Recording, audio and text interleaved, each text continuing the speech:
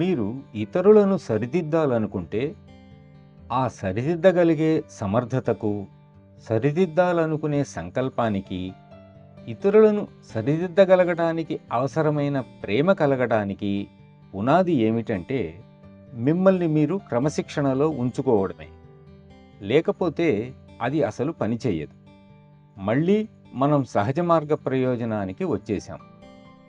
అదేమిటంటే, ఇక్కడున్న ప్రతి ఒక్కరూ కనుక మిమ్మల్ని మీరు సరిదిద్దుకోవడానికి సిద్ధంగా లేనట్లయితే, ఇతరులను సరిదిద్దే నైతిక హక్కు గాని, అధికారం గాని మీకు ఉండదు.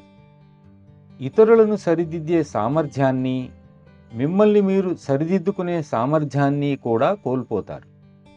ఇతరులకు సహాయపడేవాడెప్పుడు ముందు తాను శక్తివంతుడుగా తయారు కావాలి. రోగులను బాగు చేయాలనుకుంటే ముందు నేను వైద్యుడనై ఉండాలి. ధనాన్ని దానం చేయాలనుకుంటే ముందు నేను సంపాదించాలి. నేను ఇతరులకు బోధించాలంటే ముందు నాకు నేను బోధించుకోవాలి.